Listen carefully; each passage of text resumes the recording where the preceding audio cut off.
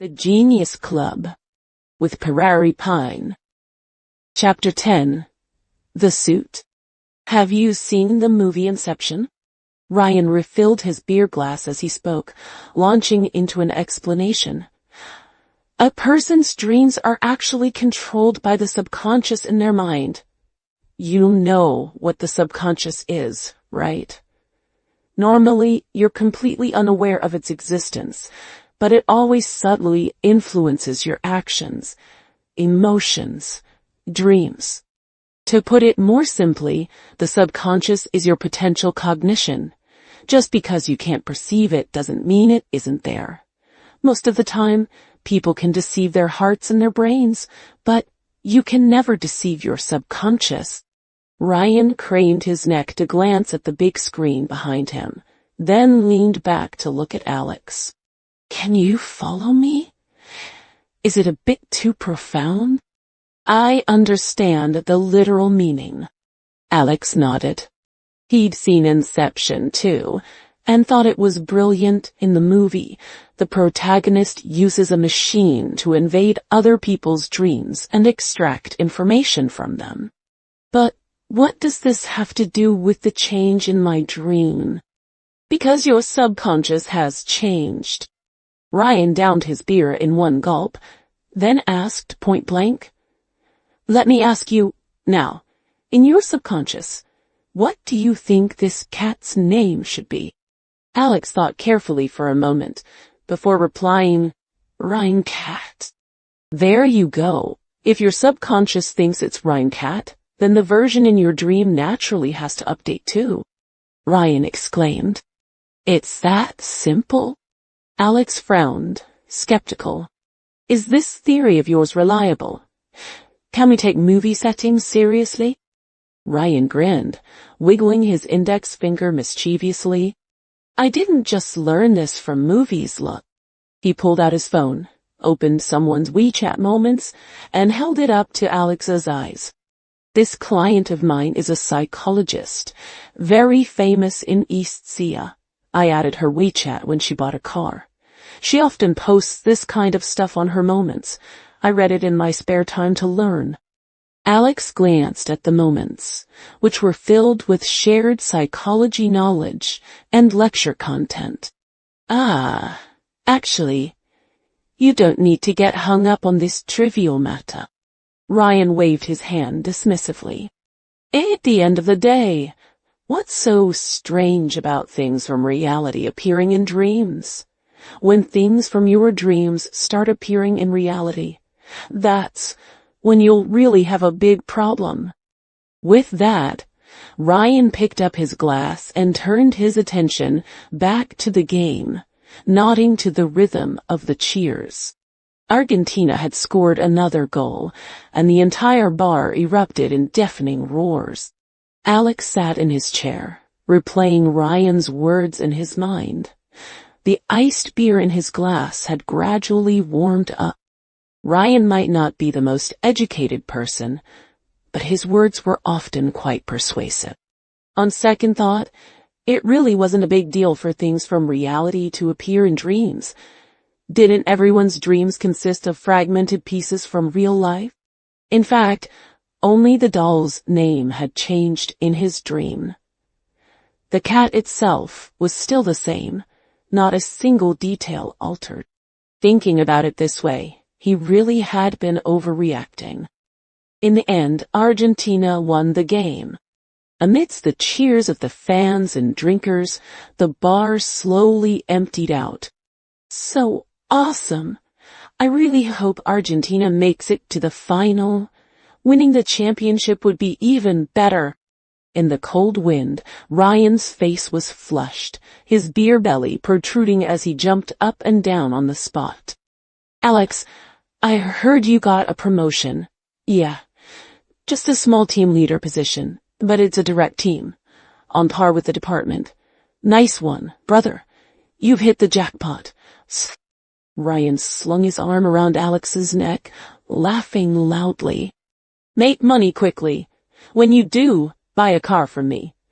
Sure thing, next time. It had to be said that Emma was truly decisive and efficient.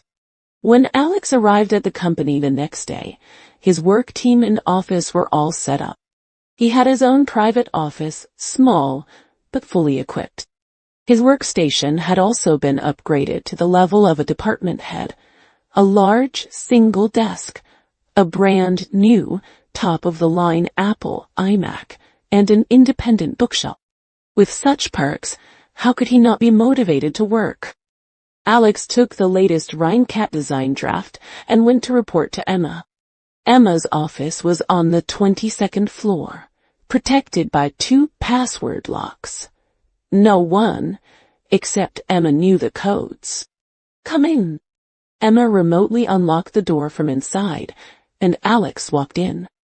This was his first time entering her office, and as rumored, it was clean and minimalist, with not a single unnecessary item. But it was also surprisingly spacious, with 2 partitioned rest areas nearby. Emma was wearing a white windbreaker today, with exquisite makeup and silver earrings that sparkled in the sunlight. Usually, she tied her hair up, giving her a sharp and capable look. But today, she had let it fall gently around her neck, making her seem much more approachable. "It's excellent." After reading Alex's design draft, Emma nodded in satisfaction. "Pass it to the production department and tell them to find a factory to start production. Launch it together with the flagship products of our Rhine brand as a gift. Bring me a sample when the doll is produced. I quite like this Rhine cat, got it." Alex agreed, picked up the design draft, and turned to leave. "Hey, Alex!" Emma called out to him. "Yes, Director Emma." Emma looked him up and down. "Do you have a suit?" "I have one. I bought it for job interviews. Go to the mall next door and choose one at Brioni." Emma bowed her head to flip through some documents. "Go now. There's a science charity dinner tonight. You'll accompany me. I'll send you the address later." "Oh, yeah." Bang, bang.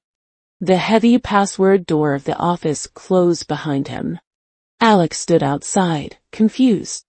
Why did Emma want him to accompany her to the dinner? What was this all about? But then again, other team leaders often had dinners and social events every night. Probably, once you became a manager, this kind of thing was unavoidable. Alex returned to his office, assigned tasks to his 4 team members, then set off for the mall next door. The business district next to the company's office building was East Sea top shopping mall, filled with luxury brands. It had never had anything to do with Alex before. This was his first time visiting. Following the signs, he quickly found Brioni as Emma had mentioned. It was a men's suit store with elegant, classic decor. "Welcome, sir." A young, beautiful woman bowed with a smile, gesturing for Alex to enter. As the shopping guide explained, Alex learned that Brioni was a long-established Italian brand. He guessed why the guide was explaining so meticulously. Their eyes were sharp. They could tell a customer's purchasing power at a glance. This kind of detailed explanation was actually a polite pro. If a customer couldn't afford it, they would naturally back off. Everyone understood, and no one felt embarrassed. That was the heritage of a luxury brand, scenes of shop assistants looking down on people. Probably only existed in urban novels from 10 years ago. "Hello, Mr. Alec." At that moment, an older woman who looked like a manager came out and bowed to Alex. "Are you Mr. Alex from MX Company?" Alex nodded. The female manager smiled. "Sorry for the delay, Mr. Alex. I was tied up with something earlier and couldn't come out to greet you in time. Director Emma has already instructed us. Please follow me. The items displayed outside are all basic styles. The high-end styles you need are in the private room inside."